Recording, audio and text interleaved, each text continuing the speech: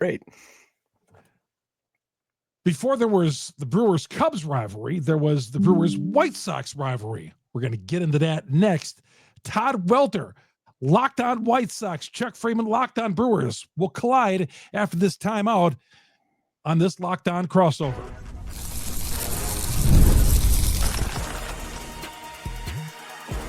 You are Locked On Brewers, your daily Milwaukee Brewers podcast, part of the Locked On Podcast Network, your team every day.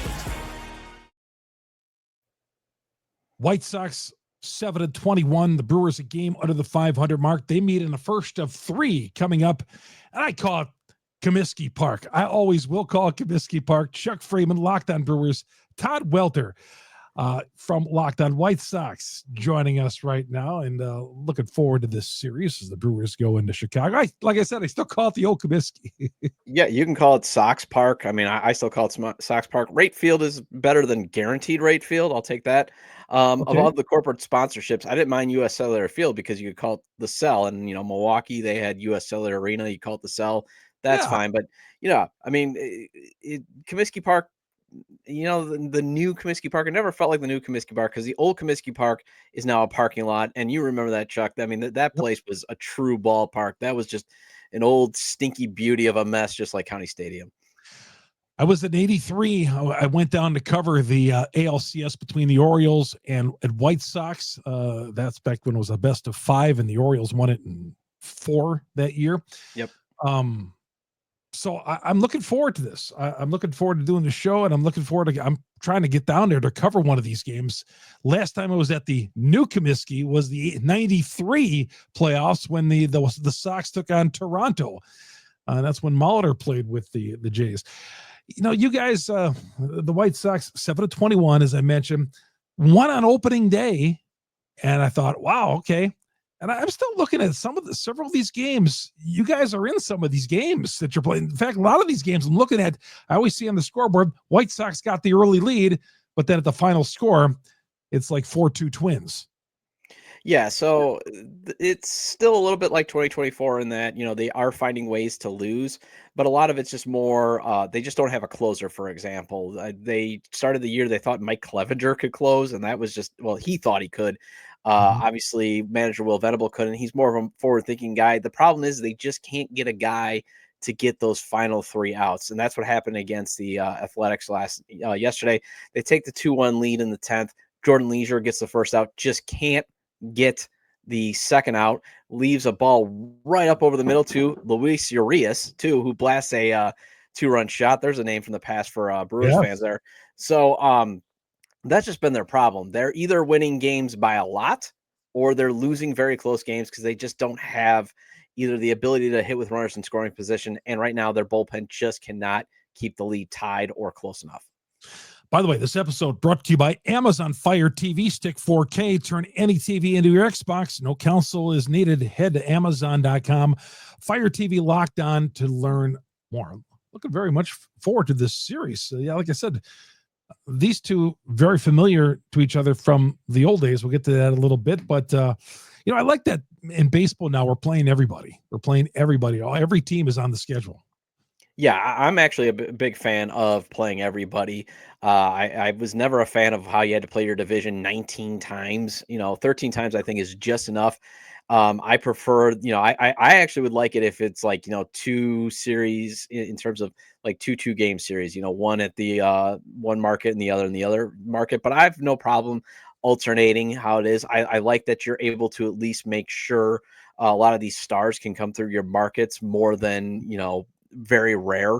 Like, for example, even if living in Milwaukee, if you want to see Shohei Ohtani twice now, you could, or even now 3 times, you could drive down every other year now, see him at Rate Field, see him at Wrigley Field, and see him at AmFam Field. So that's why I'm a big fan too of, especially if you're in that Chicago, Milwaukee area, even if you want to make a trip up to Minnesota, you can start seeing these stars more often, and also maybe good competitive matchups too. Mm-hmm. I'm looking at the White Sox, and I don't see a lot of offense right now. The closer job seems to be a mess. The starting pitching. What Let's talk about what's going right with the White Sox this year, despite the 7-21 record. What are some of the things that you've liked and see that at least they're showing some improvement on? Yeah, they're playing much better, more cleaner baseball. The oh my gosh, the White Sox moments are not happening as much. Obviously, you're still gonna have your errors. You're still gonna have your base running gaffes. Andrew Vaughn had a terrible base running gaff yesterday that cost them the chance to have the lead, but it's getting few and far between.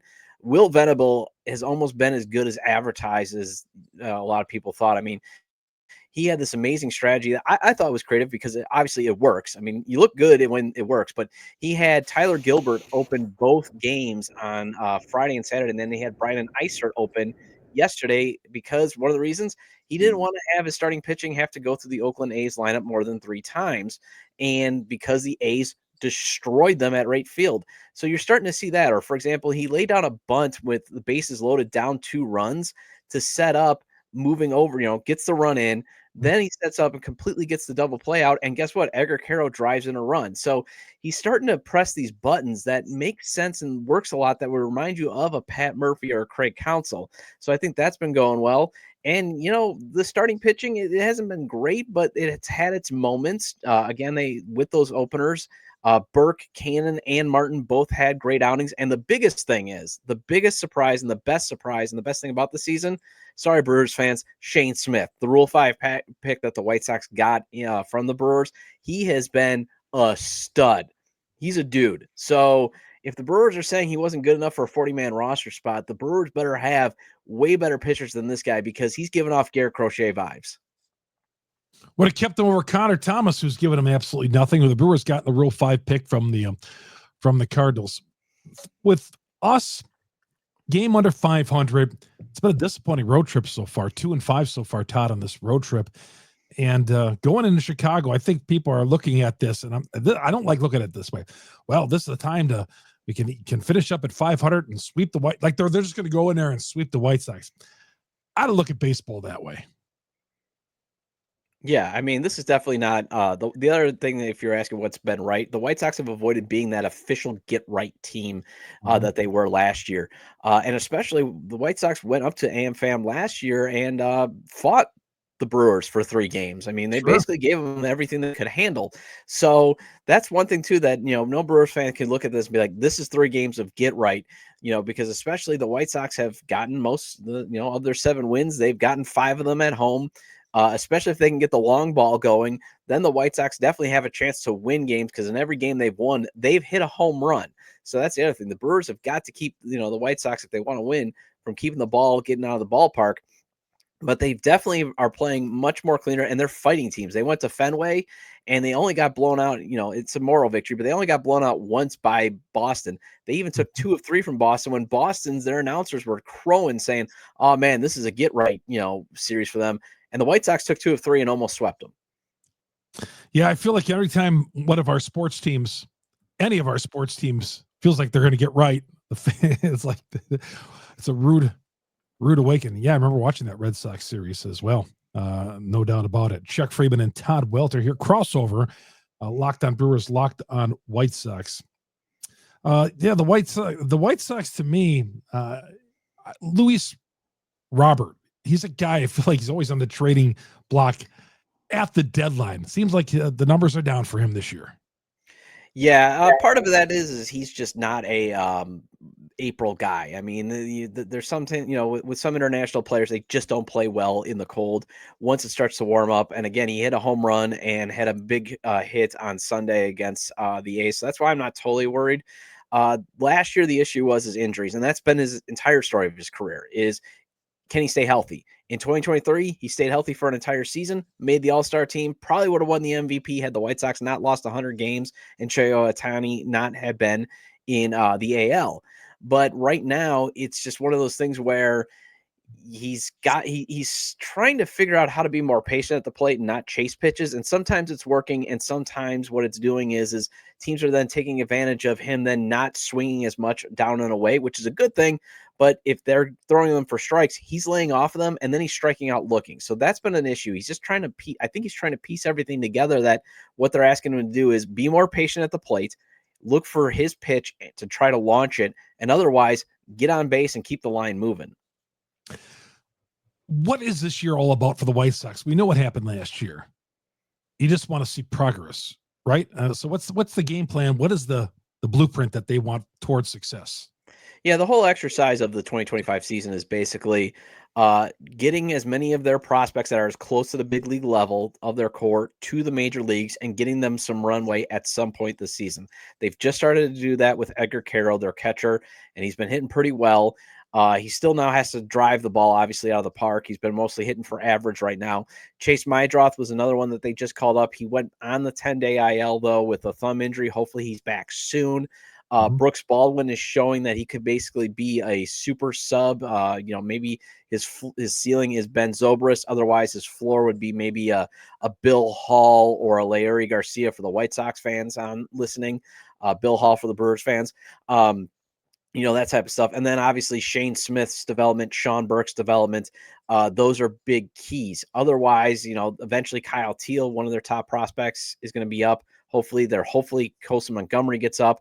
And really, that's the whole point of the exercise. And then the other point that I've said is, can you start to show some signs of how they're going to play baseball on the next competitive team under Will Venable? And I think they're starting to show that. Again, playing clean baseball, trying to hit the long ball that fits well to the ballpark. Otherwise, if you can't get it out of the park, do the little things necessary, taking first to third, second to home, that type of stuff. Doing all those little extra things that they need to do to win games.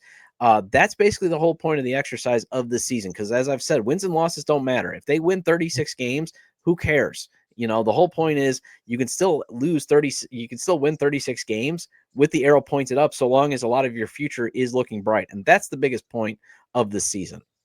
All right, we continue on here on our crossover. Locked On Brewers, Locked On White Sox. We'll look at Game 1 starters. We'll talk about the good and the bad with both teams. That's coming up next here on Locked On Crossover. Brought to you by Wonderful Pistachios. Wonderful Pistachios, I tell you about this. I go out and it's a good source of protein with the Wonderful Pistachios I put into my yogurt after I'm done getting a little midday workout and then come back here to do the rest of my work and prepare for the game at night. Wonderful Pistachios, the highest protein nuts out there. Each 1 ounce serving, 6 grams of protein, over 10% of your daily value. Plus, they're packed with fiber, better for you unsaturated fats to keep you feeling fuller longer. You want something that's going to stay in your stomach and you're not going to be running to the cooler or the refrigerator or whatever and eat all day. Well, you'll love the no shells variety as well. The no shells Wonderful Pistachios for that grab and go ease. All these Little Green Wonders pack a protein punch. I told you I put those in my the yogurt after I get a little workout in, and it provides you with the protein because we want to stay healthy. You want the protein when you're working out and all that. Whatever you're doing in life, you want the protein. And again, 1 ounce serving has 6 grams of protein, giving you 10% of the value. Get snackin, get crackin, the snack that packs a protein punch. Visit wonderfulpistachios.com to learn more. Wonderfulpistachios.com. The fact that Wonderful Pistachios, our complete protein, provides 9 essential amino acids, and it's all good for you with Wonderful Pistachios. Visit them online, wonderfulpistachios.com. Chuck Freimund and Todd Welter here on Locked On Brewers. Todd, get him on X or Twitter at Todd J Dub. Me on Twitter, Chuck Freimund, Freimund. Get to the pitching matchups. Got Freddy Peralta, who's pitched well, really well in most of his outings this year, all of his outings, I want to say. I'm looking at Bryce Wilson. Now, when the Brewers lost Wilson and he signed with the White Sox, the Brewers, I think, kind of looked at that. They got as much as they could out of Wilson. And he was really good in spot starts, coming out of the bullpen for 2 years with the Brewers. And I see things that have not been going well so far with Bryce Wilson, the Game 1 starter for the Sox. Yeah, he's in the same role that he is with the Brewers. They signed him. They gave him. The thought was maybe they might give him a shot at the starting rotation, and from clear on spring training, it wasn't going to be in the starting rotation. He'd be more in the swing spot, long relief, and he did all right to start the season. His ERA and his WHIP obviously are up, but he's now in the swing role after Martin Perez was lost for the year. So they're going to ask him to obviously now be a starter. They're going to try to stretch him out. The hope is, can he get to 4 innings right now as he builds up his arm strength? That's kind of going to be what's been expected. But I'm with you. I really thought that his best role is out of the bullpen. I'm not really thrilled that he is going to be a starter. I was more, hey, get this guy in the bullpen. Maybe he can keep his ERA down and then flip him at the deadline. That's kind of the point with him for this season. But now he's going to be asked to eat as many innings as he can until the deadline. And hopefully they can flip him for something that, can be valuable in the future. Freddy is going to start for Milwaukee. Todd, you know about Freddy. Freddy is a guy who's, I think, is not a true ace, but on this team he is. Although you could argue Quintana is pushing him for that job. They're both good. And Freddy has pitched well in all his starts, went 5 innings last outing, didn't give him enough offensive support. So we'll see what happens coming up in this outing in Chicago. But you were telling me you got to keep the ball in the ballpark against the White Sox. Yeah, they've actually been hitting some home runs in their wins. I mean, that's the key. If they're hitting some home runs, they will win. Again, on Saturday, they hit a home run with Luis Robert Jr. They won. On Thursday, I don't care if it went 7 innings and got rained out. Lenine Sosa, Miguel Vargas hit a home run. It just seems to be one of those things that if they can get the long ball going, they are going to have some success. And that actually plays well to right field. Right field is a ballpark where the ball can jump, depending on what the wind is doing mostly, but it will jump. So that's why you want to be a power team for the White Sox. And if they can get it out, hey, they've got a chance to win. I'm not saying they will win. I'm just saying in their wins, they've usually hit a home run, and that's what their path to success is.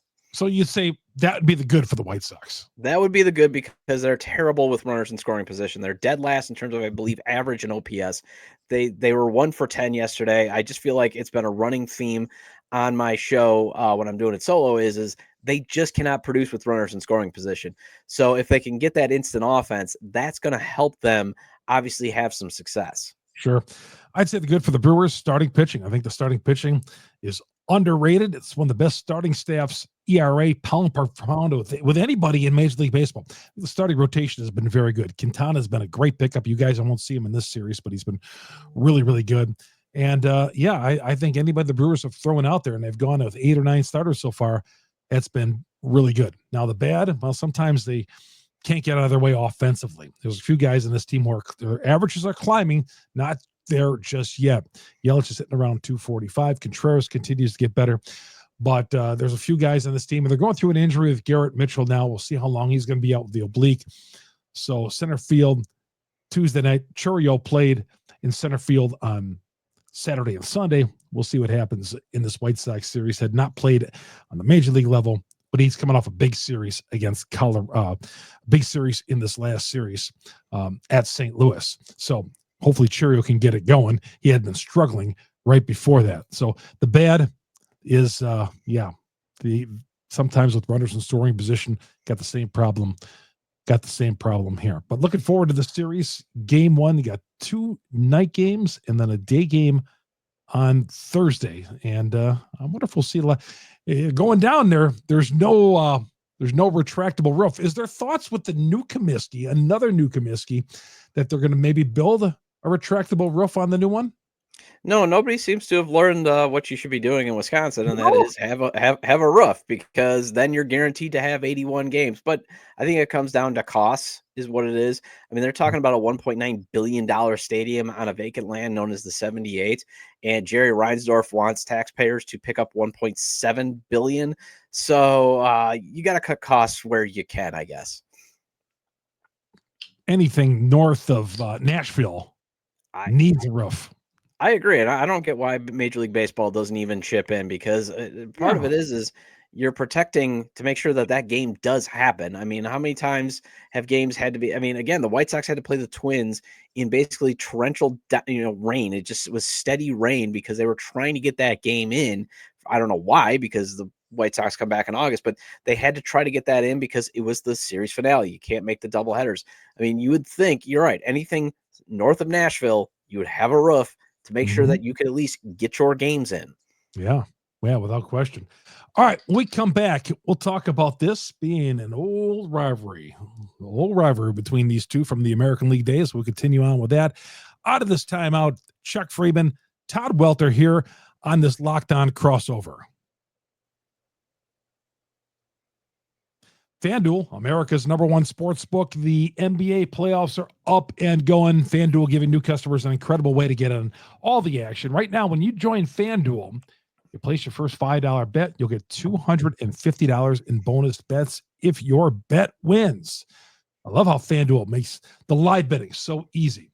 Whether it's picking my favorite team or diving into the player props, the live betting, you go right to the live betting. Let's say in these NBA playoffs, say the Celtics and Orlando. You like the Celtics, they get down early in their game against Orlando. Well, the odds are obviously pretty good for Boston if you think they're going to make a comeback. You can do all that in FanDuel. FanDuel gives you just an amazing way to do live betting. Plus, again, you can do live props as well. Same game parlay, a big chance to win.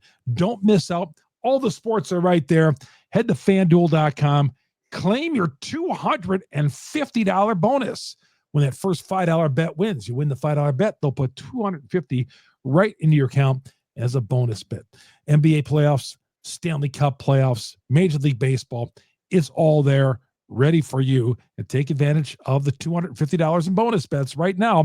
Go to FanDuel.com, FanDuel.com, America's #1 sports book. All right, down the stretch we come here on this Locked On crossover. What is you're a little younger than me. What is your first recollection of the White Sox Brewers rivalry back in the day? Well, I remember when it was actually when it's really was at its height and its most visceral was in the 90s when you had Terry Bevington and Phil Garner going at it. I do really remember that. I do remember, I think I was 6 or 7 coming up to county. The first time I ever went to a county stadium game was White Sox Brewers. So, I'm familiar with it. I remember it being somewhat cordial. And then, yes, I remember the bench curling brawl between it was Ozzie Guillen and I forgot who else. I remember that. And then I just remember we all realized, wow, we all hate the Cubs. And then, we realized we don't need to be angry anymore at each other. No, there's no bitterness between the two franchises anymore. But I remember in the 70s on a Saturday night or a hot Sunday afternoon, man, there were brawls between White Sox and Brewers fans. It's hard to believe. I mean, there were always brawls on a Saturday night. They would extra staff that thing with security and police. And it would be all out brawl, no matter how much they charged for the beer back in the 70s. And a 75-cent beer was a lot. I remember my dad taking me down, sitting in the lower grandstand, and those fights would just erupt. One fan would call another fan a name or taunt the team, and it would be game on in that section. Unbelievable. Yeah. Well, I think it's also that just Chicago, Wisconsin dynamic. I mean, I remember my old man taking me to old Soldier Field before a renovation, Packers, Bears, and there was always a fight, at least 3 or 4 fights breaking out constantly, just because, again, it's just that you get those two area dynamics that, one thing, the big city versus the Wisconsin, cheeseheads, all that type of stuff. And that usually tends to, get some fisticuffs there. And the White Sox and the Brewers had some pretty fun, interesting competition back in the 90s. But then the funny thing is I've always been a fan of the Brewers even before I worked for them, and all that was, they gave us Jose Valentin in 2000 and Cal Eldred for, Jamie Navarro. That was a trade that will always be one of my favorite trades of all time. And then, the White Sox got Scott Podsednik 2005 World Series. So, you can never really totally go at the Brewers. I've always said they're a great second team for any White Sox fan because, again, they share a lot of common in terms of hatred for the Cubs. They play they play a pretty decent style of baseball that I usually like to watch. And that ballpark is amazing. So that's the way I look at it. Yeah. You hit it on the head. We all got that hatred for the Cubs, so that's our common bond. You're talking about the Bevington-Garner fight. There was also Hawk and Wimpy. Yes. And Pachora, Ken Harrelson, who I think are great. I thought were great. I thought they were awesome in the booth. Remember, Phil Garner challenged those two to a fight, or one of the guys, right around the Bevington-Garner. So it even turned over to the broadcasters. Yeah, I remember, because especially Hawk Harrelson, he was one of the guys that, sometimes you can be cliche. Sometimes you want to be like, come on, Hawk, unload on the organization. They can't be, that great. But he was very good in the 90s of at least twisting it to where it was entertaining. And especially how he would defend the White Sox honor like it was like his wife or something. I mean, yeah. And Tom Paciorek, I mean, his brother, I think, was a former Brewer. I mean, it's just it was just always fun, those late, that late 90s before the Brewers then went to the National League. I mean, that's the other reason why it died out was, it was the American League. You had that, even though they were in two separate divisions, you still had them playing each other regularly. And then obviously they switch over and you realize that, hey, the Brewers can actually challenge the Cubs for the division, because as long as you have competent ownership, the Cubs are always going to operate like they are a small market team. Todd, before I let you go, what are you looking forward to in this series, this 3-game set? I'm just looking forward to, again, I don't want the White Sox to be a get-right team for the Brewers. I know the Brewers could really use these 3 wins, get back in the race in the NL Central, start to stabilize things, especially after not playing well in St. Louis. But, one part of the exercise that I want to see this season is can you just make sure you are not the get-right team? So that's the biggest thing I'm going to focus in on. And then Shane Smith, I think he pitches on tomorrow. Wednesday, right? Yeah, Wednesday as we're recording this. So yes, he pitches Wednesday. I'm definitely looking forward to him. Can he continue to grow into a dude? Because his stuff, once you see it, you are going to be like, my gosh, this guy has got the stuff. And I'm looking forward to him actually facing Tobias Myers, who was a former White Sox farmhand. An example of, you go to the Brewers, they can revive your career. So I'm looking forward to that matchup. Yeah, Tobias needs to pitch better than he did his last out. He walked too many guys. Of course, it was his first one of the year, started the year on the injured list as well. I'm just looking to take 2 or 3. Of course, I'd love to have a sweep of the White Sox, but I don't look at it that way. Even when they played Colorado a couple of weeks ago, I was like, yeah, just go in there and take 2 or 3. Same thing here. Just go in, take 2 or 3, come home Friday night at the 500 mark when they face the Cubs on Friday night. So good stuff, Todd. Appreciate it, man. Good catching up with you again, and looking forward to the series. And hopefully all Brewer fans, there's plenty of seats available for this game. It looks like I went to the Gametime app. There's plenty of seats up for this one. Oh yeah. I mean, there's definitely going to be plenty of seats. Definitely want to go on down, check it out. I mean, the White Sox, I know they were doing a promotion where it was like, I think $100. You got basically a guaranteed seat to every game for April and May. So, I mean, that's kind of what they're enticing. But yeah, the product right now has not been great for fans to want to come out. So yeah, definitely, I would suggest anybody take the drive down 994, catch out the game. Also, Rate Field, Sox Park, whatever you want to call it. It's still one of the best foods in all of American sports. It's probably one of the best restaurants in Chicago. So go check out some food there too. Very good. Todd Welter, Locked On White Sox. Chuck Freimund, Locked On Brewers. Great to have you along here on a Tuesday. Enjoy the series, everybody. We'll talk to you tomorrow.